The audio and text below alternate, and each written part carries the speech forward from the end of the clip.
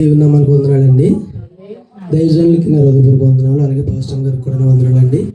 అలాగే కూడి వచ్చిన సహోదరి సహోదరులందరికీ ప్రభువైన యేసుక్రీస్తు నామములో హృదయపూర్వక వందనాలు తెలియజేస్తున్నానండి.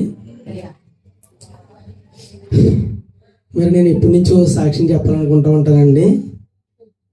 సాక్ష్యం చెప్పిన ప్రతిసారి నన్ను ఏదో దైవం పరిగెట్టిస్తూ ఉంటుంది. నేను అంటే ఏదో తిరిగి బంధాలు చెప్పట్లేదు, కానీ నేను కొన్ని అనుభూతులు అనుభవించాను. దాన్ని బట్టి నేను అలా చెప్పాను. కానీ ఏంటంటే నా సాక్ష్యాలు చెప్పాలంటే అండి, నా జీవితంలో దేవుడు చాలా మేలులు చేసుకుంటూ వచ్చాడు. చాలా విషయాల్లో నలుగుతూ వచ్చాను. అయినప్పటికీ దేవుడు నన్ను ప్రతిసారి ప్రతి విషయంలో తప్పిస్తూ కాపాడుతూ ఈరోజు ఇలా నిలబెట్టాడండి. దాన్ని బట్టి నేను దేవునికి ఎంతో కృతజ్ఞతలు చెల్లిస్తున్నానండి. అయితే కొంచెం నా సాక్ష్యం చెప్పడానికి కొంచెం టైం పడుతుందండి, ఏమనుకోవద్దు. మరి నేను ఈ వర్తమానంలోకి వచ్చాక మరి ఎన్నో విషయాలు నాకు ఎదురు దెబ్బలు తగిలినప్పుడు, ఇబ్బందులు పడినప్పుడు చాలా విషయాలు మీ అందరికీ తెలుసు. కానీ ప్రతిసారి కూడా నేను ఎంత కిందకి దిగుతున్నప్పటికీ కూడా దేవుడు నన్ను అంత పైకి తీసుకొస్తా ఉన్నాడండి. నేను ప్రతిదీ గ్రహిస్తూ ఉన్నాను. నా సాక్ష్యం చెప్పడానికి ప్రధానమైన ఉద్దేశం ఒకటే, అది చివరిలో చెప్తానండి. ఇదంతా చెప్పాక అప్పుడు చెప్తాను చివరిలోని. అయితే నేను మరి ఇక్కడికి ఇంచుమించు 7-8 సంవత్సరాల మట్టి నుంచి ఇక్కడికి రావడం జరుగుతుంది. మరి వచ్చిన కాలం నుంచి కూడా ఇక్కడ నేను కొనసాగుతున్నాను. ఇక్కడ వాక్యంలోకి వచ్చాక నేను చాలా మారాను. నేను అంతకుముందు వర్తమానంలో ఉన్నప్పటికీ కూడా నేను ఏ పాస్టర్ని లెక్క చేసేవాను కాదండి. పెద్ద పెద్ద పాస్టర్ని ఎవరినే లెక్క చేసేవాను కాదు.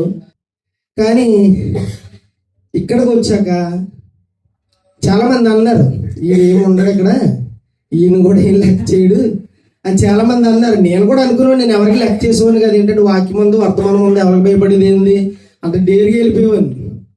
కానీ అయినప్పటికీ కూడా నేను ఇక్కడికి వచ్చాక వాక్యంలో నుంచి దేవుడు నాతో మాట్లాడడం మొదలుపెట్టాడండి. నన్ను నేను ఎంతగా సరి చేసుకుంటూ వచ్చానో శత్రువు నన్ను అంతగా పరిగెట్టిస్తూ వచ్చాడండి. కానీ అది నాకు దేవునికి కొంతవరకు సేవకులకు మాత్రమే తెలుసు. చాలా మందికి నేను పైనే కనబడతాను. నాది ఏంటంటే చాలా మందికి అర్థం కాదు, ఎప్పుడు నవ్వుతూ తిరుగుతుంటాడు ఏంటో అనుకుంటారేమో. కానీ ఏది ఏమైనప్పటికీ కూడా దేవుడు నా పక్షంగా ఉండి చాలా విషయాల్లో నుంచి నన్ను తప్పిస్తూ వచ్చాడండి. కొన్నిసార్లు మరణ పడకల్లోకి వెళ్ళాను. కొన్నిసార్లు కొన్ని సిచ్యువేషన్ల ముందు ఎదురైనప్పుడు నేను లోకంలో కలిసిపోదాం అనుకునేవాడిని. లేకపోతే లోకస్తులు అంటే నేను గత జీవితం అది చాలా భయంకరమైన జీవితం అండి. నేను కొంచెం తాగేవాడిని, తిరిగేవాడిని, తల్లిదండ్రులు కొట్టాను, అన్నదమ్ములు కొట్టాను, గ్రామంలో చాలా మందిని కొట్టాను. చాలా హీనమైన స్థితిలో బ్రతికేవాడిని. అప్పుడు తాగేవాడిని కాబట్టి అలా ఉండేవాడిని. అటువంటి సమయంలో ఒక దైవజనుడు నాకు వర్తమానం చెప్పడం, వాక్యంలో తీసుకురావడం, తర్వాత వర్తమానంలో కొనసాగడం, తర్వాత కొన్ని పరిస్థితుల ప్రభావం బట్టి నేను మళ్ళీ ఇక్కడికి రావడం, ఇదంతా దేవుని ప్రణాళిక నేను నమ్ముతున్నాను. అయితే నేను అలా వర్తమానంలో కొనసాగుతూ ఉన్నప్పుడు మరి నన్ను చాలా సమస్యలు చుట్టుముట్టాయండి. చాలా మంది నమ్మిన వారి వల్ల మోసపోయాను. ఎన్ని పోట్లు పొడిచారు చాలా మంది. చాలా బలహీనమైన పరిస్థితుల్లో దీనికి దిగజారిపోయాను. మరణం తప్పితే ఇంక ఏమీ లేదు, నా జీవితం మొత్తం జీరో. అలాంటి పరిస్థితులు చాలా మందిని నమ్మి సురిటీలు ఉండడం వల్ల కొన్ని ప్రాబ్లమ్స్ ఫేస్ చేశాను. చాలా ఇబ్బందులు పడ్డాను. అంటే ఎలాంటి సిచ్యువేషన్ అంటే ఇంకెవరితో చెప్పుకోలేని పరిస్థితి. నమ్మిన వారి వల్లే మోసపోతే ఎలా ఉంటుంది అంటే బాధ మామూలుగా ఉండదు. అది అనుభవించేవాడిగా వెళ్తుంది. అది అనుభవిస్తూ నవ్వుతూ ఉండాలంటే చాలా కష్టం. అటువంటి పరిస్థితుల్లో కూడా దేవుడు నన్ను ఎంతగానో బలపరిచి ఈరోజు ఇలా నిలబెట్టాడని నమ్ముతున్నానండి. అయితే అలా ఉంటున్న సమయంలో మరి నేను కొన్ని బయట అప్పులు చేశాను. మీ అందరికీ కూడా తెలుసు. నా భార్య కూడా చాలా అమాయకురాలండి. ఎక్కడ సంతకం పెట్టమంటే అక్కడ పెట్టేది, చెక్కు మీద సంతకం పెట్టమంటే పెట్టేది. నేను అలాగే అప్పులు చేశాను. తన మీద చాలా ప్రెజర్ ఉంది. పాపం తనకి నీళ్ళకి పాలకి కూడా తేడా తెలియదు. ఒకసారి కోపం పడతాను కానండి, చాలా మంచి తను. ఈ రోజు వరకు కూడా తన శాలరీ ఎంత వస్తుందో కూడా తనకు తెలియదు. మొత్తం ఏటీఎం కూడా నా దగ్గర ఉంటుంది. మొత్తం అమౌంట్ అంతా నేనే తీసుకుంటాను. ఎప్పుడన్నా అడిగితే 100 రూపాయలకు 100 సార్లు అడిగితే 100 రూపాయలు ఇవ్వను. తనకు 40,000 శాలరీ వస్తుంది. కానీ ఎప్పుడు కూడా నన్ను ఎప్పుడు కూడా ఏమీ అనలేదు. తన బట్టి కూడా నేను అంతా సంతోషిస్తున్నాను. అయితే నేను అదంతా చెప్పడానికి గల కారణం ఏంటంటే, ఈ రోజు ఇలా ఉన్నానంటే దేవుడే కాదు, నా సేవకుడిని బట్టి నేను సాక్ష్యం చెప్పడానికి ఇక్కడికి వచ్చాను. ఇదంతా చెప్పడానికి కారణం ఏంటంటే అసలు నేనండి అని చచ్చిపోవాలి. అసలు నాకున్న ఒత్తిడిని బట్టి, నాకున్న సమస్యలను బట్టి, నేను నమ్మిన వాళ్ళు పోయిన మోసాలను బట్టి, కానీ ఈ రోజు ఎలా నవ్వుతూ ఉన్నానంటే నా సేవకుడు నన్ను ఎంత బలపరిచాడని చాలా విషయాల్లో మరణ పడకల్లో వెళ్ళినప్పటికీ కూడా దేవుడు ఉన్నాడు. పడినవాడు చెడ్డవాడు కాదు. దేవుడు ఖచ్చితంగా లేపుతాడు. ధైర్యంగా ఉండమని నాకు ఎంతో ధైర్యం చెప్పేవారండి.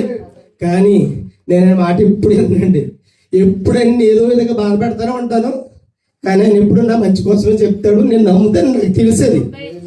కానీ ఈరోజు ఇలాంటి పరిస్థితులు అయినప్పటికీ కూడా నేను ఈరోజు మా మిస్సెస్కి జాబ్ వచ్చినా, లేకపోతే నాకు కొన్ని స్థలాలు ఉన్నా, లేకపోతే ఏదైనా నేను ఈరోజు సంపాదించుకున్నానంటే నా సేవకుడు కన్నీరు మాత్రం నేను గుర్తిస్తానండి. ఎప్పుడు ఆయనతో ఏదో సరదాగా మాట్లాడతాను, కానీ నేను వ్యక్తిగతంగా ఉన్నప్పుడు నా సేవకుడి కోసం నేను అంత వేదన చెందుతాను. మరి కొన్నిసార్లు నేను చాలా బాధపడుతున్నాను. దాన్ని బట్టి నా సంఘం ఎదుట సేవకుని హృదయపూర్వకంగా క్షమాపణ అడుగుతున్నానండి. అయితే మరి నిజంగా చాలా సందర్భాల్లో మరి సేవకులు నన్ను ఈ విధంగా బలపరుస్తూ వచ్చారు. దాన్ని బట్టి నేను సేవకులను బట్టి నేను ఎంతో సంతోషిస్తున్నానండి. ఇప్పటి వరకు కూడా నేను సాక్ష్యం చెప్పాలనుకోలేదు. ఇది జస్ట్ నేను కూర్చున్నప్పుడే నాకు ఎందుకు ప్రేరేపణ వచ్చింది సాక్ష్యం చెప్పాలని. అందుకే నేను సాక్ష్యం చెప్పడానికి వచ్చానండి.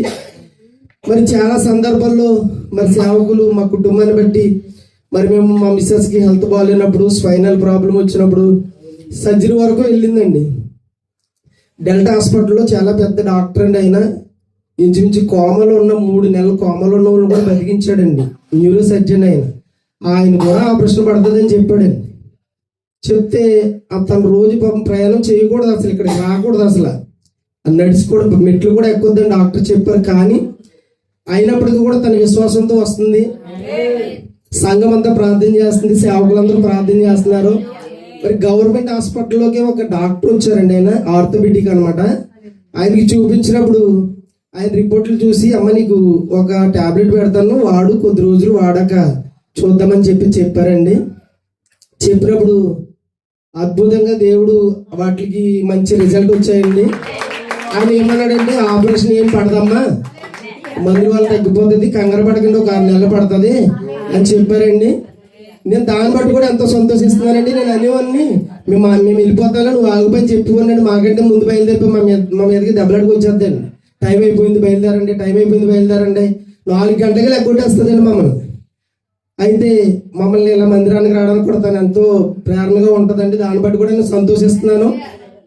అయితే ఈరోజు ఏదేమైనప్పటికీ మళ్ళా 2026లో మేము ఎంత క్షేమంగా ఉన్నాం, మన అందరం కూడా క్షేమంగా ఉన్న దాన్ని బట్టి నేను దేవునికి కృతజ్ఞతలు చెల్లించాలని, నా సేవకుడి యొక్క కన్నీటి ప్రార్థన వల్ల నా కుటుంబం ఈరోజు క్షేమంగా ఉందని, ప్రతి వ్యాధుల్లోనూ, బాధల్లోనూ, సమస్యల్లోనూ, ఇరుకుల్లోనూ, ఆర్థిక సమస్యల్లో, ప్రతి ఒత్తిడిలో నుంచి దేవుడు మమ్మల్ని కాపాడి క్షేమకరంగా ఈరోజు సజీవంగా దేవుని సన్నిధిలో ఇలా నిలబడి సాక్ష్యం చెప్పడానికి కృప చూపించింది. దాన్ని బట్టి సేవకుని బట్టి దేవునికి మరొకసారి కృతజ్ఞతాస్తుతులు చెల్లిస్తూ ప్రభువైన యేసుక్రీస్తు నామములో సాక్ష్యం చెప్పి ముగిస్తున్నాను.